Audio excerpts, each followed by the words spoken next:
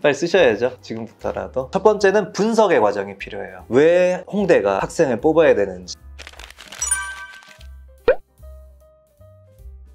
둘 다 일리가 있거든요. 판단을 해야 돼요. 내가 이걸 판단할 거면 이런 강점이 있다라고 이해를 하셔야 되고, 그런 강점을 가지고 끝까지 밀어붙여야 돼요. 이쪽 판단을 할 거면 그런 강점이 있다라는 걸 이해하고 그걸 또 끝까지 밀어붙여야 돼요. 두 개 다 하다 보면 어중간해질 수 있으니까. 근데 그에 비해 다양성의 관점에서는 너무 한 부분만 본 건 아닌가라는 질문을 받을 수는 있겠죠. 그러면 이제 거기에 대한 질문이 들어왔을 때 내가 답할 수 있는 준비는 되어야 되겠죠. 각각 선택을 했을 때 거기에 따른 기회비용이 생기기 때문에 아, 이런 건 이런 강점이 있는 서류구나를 이해하시면 되는 거죠.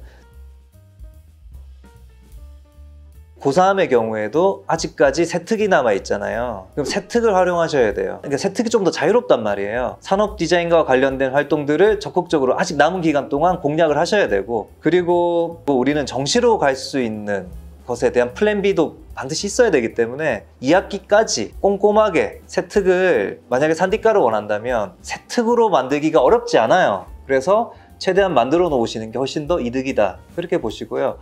그거를 가지고 연결을 짓는 게 더 나은 방법이죠. 근데 그것마저도 없다면 있는 거 가지고 이제 재료를 잘 활용해야 되는데, 사실은 이제 재료가 좋은 게 더 좋습니다. 요리를 만들어야 되는데 재료가 좋으면 더 좋은 요리가 나오는데, 재료가 부실하면 한계가 있죠. 어느 정도.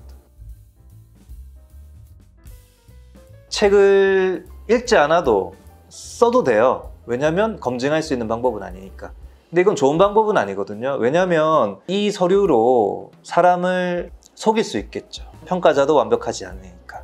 근데 서류만 통과되면 진짜 내가 입시 끝났을 거라고 믿으면 안 된다라고 저는 누누이 말씀드리고 싶고 당부드리고 싶어요. 책도 제대로 읽어보지 않고 썼는데 과연 이 학생이 면접에서 잘할 수 있을까? 최종적으로 합격할 수 있을까?까지 본다면 그건 이제 추천할 수가 없죠. 그냥 안 읽을 생각보다는 지금이라든지 읽을 생각으로 찾아서 읽는 게 좋다.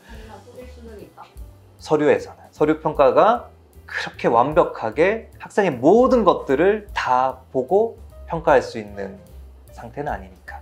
하지만 면접까지 속일 수가 없다.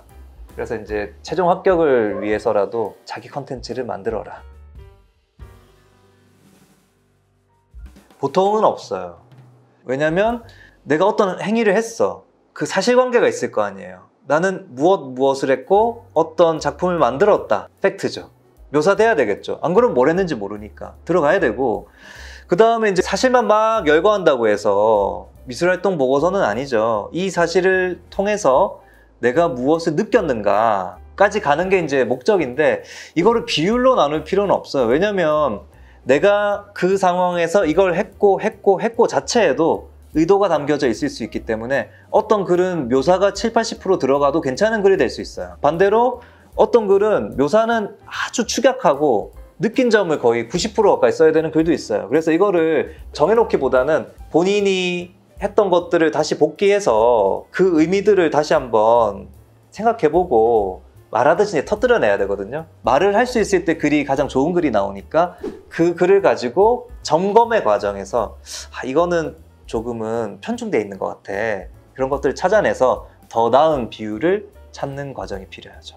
그래서 지금은 작성 과정에서 몇 프로 이런 거 따지지 말고요. 그냥 본인이 쓸 수 있는 대로 쓰고 점검의 과정에서 그런 부분들을 조율하는 게 맞다. 이렇게 말씀드려야 되겠네요. 그러니까 이 질문도 사실은 많이 하는 질문이에요. 그러면 똑같은 원리로 이대도 그런 상이 있고 서울대도 그런 상이 있고 국민대도 그런 상이 있고 다 다르겠죠, 그죠? 4개 쓸 때마다 다 다른 인재상에 맞춰서 쓸 것인가? 그렇게 할 수는 없죠. 그리고 그렇게 해서도 안 되죠. 그 상에 나를 맞추는 게 아니라 내가 어떤 강점을 가지고 있고 내가 어떤 특성을 가지고 있고 내가 어떤 매력이 있는 인간인지에 대한 이해가 있어야 되고 나를 어필해야 되거든요. 근데 그 나를 어떻게 어필할 것인가에 대한 질문을 해야 되는 것이지, 홍대상 여기 맞춰서 써야지 하면 똑같아지겠지 또 애들끼리. 그래서 그거보다는 자기가 했던 활동에 대해서 더 깊은 의미를 부여해보는 것이 더 바람직한 방법이다. 이렇게 보시는 게 낫겠죠. 나의 생각을 터뜨려내는 것. 터뜨려낸다라는 것 자체는 내면에서 막 이렇게 눌려져 있던 것들이 더 이상 누릴 수 없어서 올라온 거잖아요. 그 상태. 근데 사실 이게 없으면 터뜨린다기보다 구역구역 넣어야 되죠. 사실은 학생들이 터뜨려낸다는 그 컨텐츠를 쌓는다기보다 그림 연습을 많이 했잖아요. 그래서 의외로 그림을 어떻게 그리는가에 대한 이야기는 많이 할 수 있을지 모르겠으나 자기가 해야 되는 전공에 대한 이야기들을 이 컨텐츠들을 과연 많이 쌓아왔을까에 대해서는 또 질문 한번 해볼게요. 이 시기에 이거 너무 중요한 질문인데 본인이 좋아하는 혹은 롤 모델로 삼을 수 있는 디자이너가 있나요? 산업 디자이너가 있나요? 그리고 만약 있다면 왜 그 사람을 롤 모델이라고 생각하는지, 그 사람은 어떤 생각으로 그런 작업을 하는지에 대해서 이해하고 있어야 돼요. 그것을 이해했을 때 비로소 내 작업도 이럴 수 있구나, 이렇게 하는 거구나에 대한 성찰을 할 수 있는 건데 이런 컨텐츠 많이 없잖아요. 그러다 보니까 이 터뜨려낸다라는 과정으로 가기에는 아직 채울 게 더 많아. 미술에 대한, 디자인에 대한 나의 생각을 터뜨려내는 것이라고 저는 이상적으로 답을 드릴 수 있는 거예요.